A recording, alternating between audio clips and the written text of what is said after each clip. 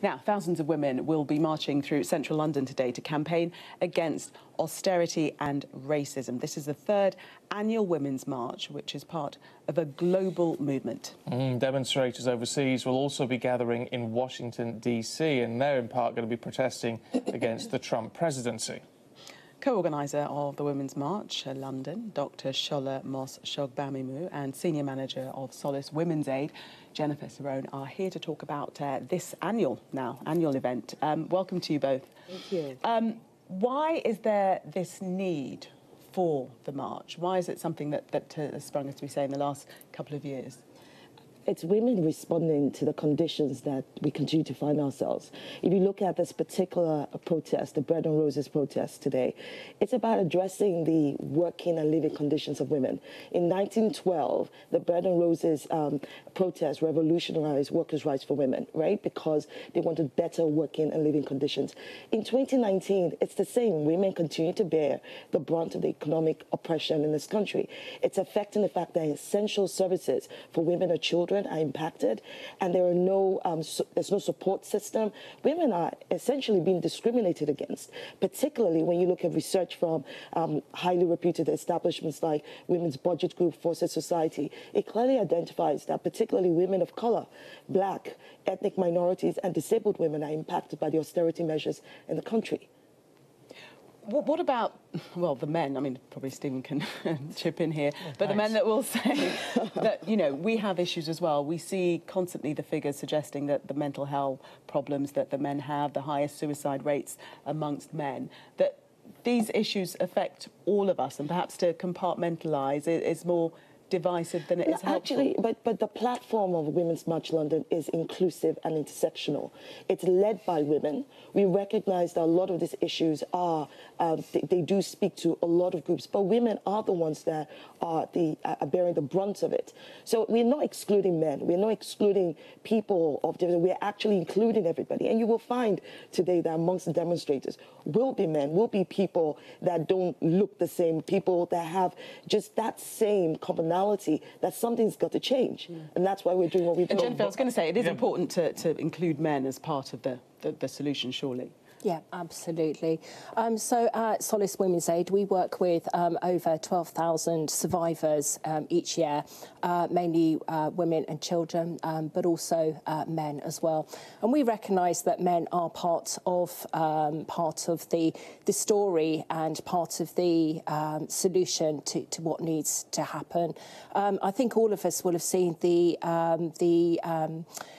Best a Man Can Be footage this week, and I think that is highly illustrative of the types of conversations which are happening within society, which are really important conversations that have, quite frankly, taken us far too long to be having. Does it get slightly conflated, though, in the sense that, you know, in London, this is also sort of covering some Brexit issues and other things, whereas in the States, of course, there's lots of focus around President Trump.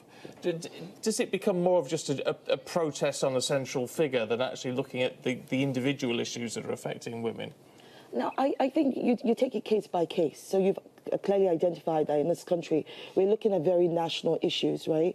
But the point of the matter is that when you talk about austerity, austerity branches out to a number of factors that impact all of us, from the discriminatory policies that fosters hostile environment, from the inhumane cuts in public funding. And when you think about the fact that with austerity, it disempowers women from escaping from domestic violence and abuse cases, sexual harassment issues. In the States, the protests there are centered around sexual harassment and violence. So there is commonality. The point is that women are leading this charge. Women are saying it has to change. And yes, it's being led by women, but it is about equality for all. It is about addressing injustice and ending that, and demanding that the establishment, the government, bring about measures that can stop this.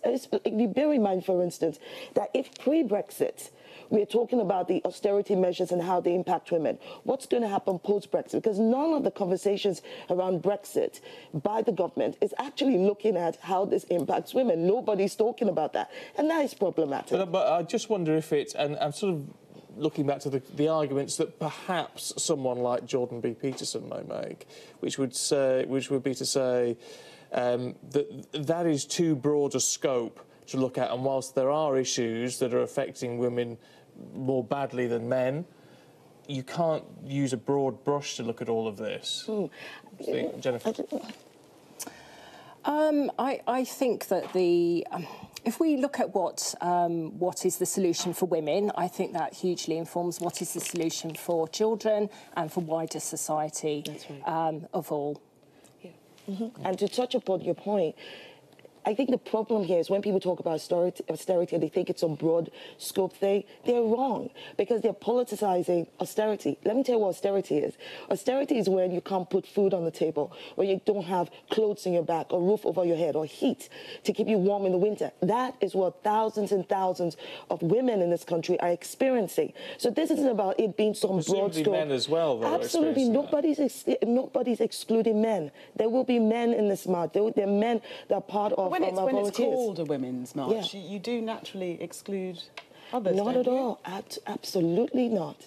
Absolutely. It's a women's march led by women. Well, doing ordinary women doing extraordinary things, right? But it is calling. It's calling to power. Something has changed, and we are not excluding anybody. It is inclusive, and it's absolutely intersectional. So we say, everyone, come join us today. Right? Come join us in march in solidarity in the cold. Dress warmly. Come join us at Portland Place, and we'll march straight to Trafalgar Square, where we'll be having the rally at about 1:30. But it starts about 12 at Portland Place. So a people's march led by women. Thank you. Absolutely. I think that's absolutely what we'll call it. Thank you both for coming in. Thank you. Thank you.